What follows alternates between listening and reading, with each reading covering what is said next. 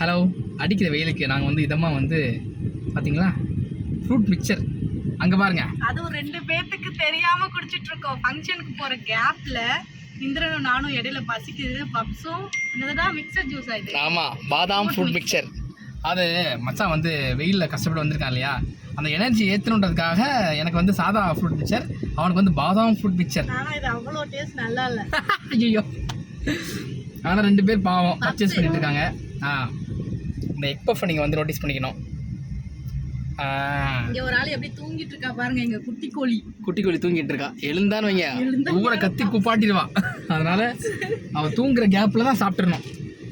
2 பேர் வந்து பொண்டாட்டி எங்க போயிருக்கா, அதாவது ஷாப்பிங் போயிருக்கா. இந்த ஷாப்பிங் போதுவா நம்ம விரும்புறது இல்லை. ஏன்னா காலைல போவாளுங்க, சாயங்காலம் வருவாளுங்க. அதனால வந்து இப்போ நல்ல வரல. வேற 2 பொண்ணு. ஆமா, இந்திரனுக்கு ஒரு படி எக்ஸ்ட்ரா. எனக்கு வந்து பொண்டாட்டின்னு பேப்பர் எழுதி காமிச்சாலே பயம். ஐயோ அம்மா அந்த மாதிரி. அதனால வந்து ஷாப்பிங் போயிருக்காங்க. இன்றைக்கி வந்து வேறு தரமான இந்த வீடியோ வந்து பார்த்திங்கன்னா அபிக்கு வந்து ஒரு சர்ப்ரைஸான ஒரு வீடியோவாக இருக்கும். மீரு வைப்ஸில் நீங்கள் பார்த்து பயங்கரமாக இதை என்ஜாய் பண்ணுவீங்க நம்புகிறேன். அபிக்கு வந்து இன்றைக்கி வந்து 5th மந்த்து. ஸோ வந்து இந்த நாள் வந்து நாங்கள்லாம் சேர்ந்து ஒரு அட்டகாசமாக எங்களால் முடிஞ்ச ஒரு சிம்பிளான ஒரு வளகாப்பு வந்து அபிக்கு வந்து பண்ணுறோம். ஸோ வீடியோ ஃபுல்லாக பாருங்கள், பயங்கர சூப்பராக நல்லாயிருக்கும். அபிக்கும் உங்கள் கமெண்ட்ஸில் வந்து நீங்கள் வந்து மறக்காமல் உங்கள் வாழ்த்துக்களை சொல்லுங்கள். ஓகே, இது நாங்கள் ஃப்ரெண்ட்ஸ் எல்லாம் சேர்ந்து ஒரு டீமாக அவளுக்கு வந்து சர்ப்ரைஸ் பண்ண போகிறோம். நாங்கள் ஃப்ரெண்ட்ஸ் எல்லாம் சேர்ந்து தான் அவங்களுக்கு ஒரு உறவாக இருக்க போகிறோம். கண்டிப்பாக இது வந்து அவங்களுக்கு ஒரு பெரிய சர்ப்ரைஸ், லைஃப்லேயே மறக்க முடியாத ஒரு மூமெண்ட்ஸாக இருக்கும்னு நான் நம்புகிறேன். இல்லையா இந்திரன்? கண்டிப்பாக இருக்கும். கண்டிப்பாக அபிக்கும் இந்த வீடியோ டெடிகேட் பண்ணுறோம். கண்டிப்பாக அபிக்கு இது கண்டிப்பாக பிடிக்கும்.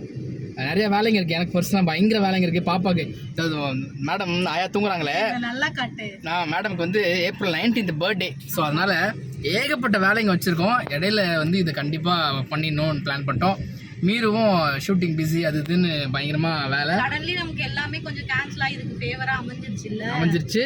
இதில் என்ன ஸ்பெஷாலிட்டினா, எல்லாரும் ஏகப்பட்ட வேலையில் இருந்தாலும் ஒரு நாள் ஒதுக்கி இதை எப்படியாவது அபிக்கு பண்ணிடணுன்றதை டிசைட் பண்ணோம். இன்னைக்கு நமக்கு எவ்வளோ விஷயங்கள் வந்து டிசப்பாயின்மெண்ட்டாக நடந்துச்சு. எஸ், பட் ஆனாலும் ஏதோ ஒரு விஷயம் நம்ம பண்ணணுன்றது ரொம்ப ஸ்ட்ராங்காக இருந்தோம். அதனால் வந்து அதை பண்ணணும்னு முடிவு எடுத்து இப்போ பண்ணுறதுக்கான வேலைகள் மும்முரமாக இருக்கும்.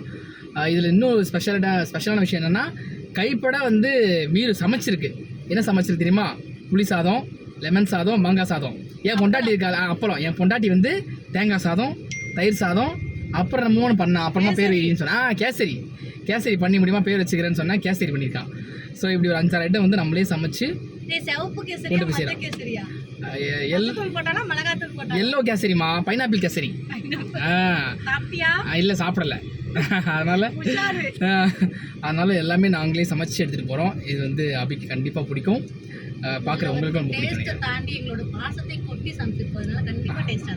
ஆமாம், எல்லாமே ஒரு கிண்ணம் இருக்கும். கடைசி கிண்ணமாக பாசமும் இருக்கும்.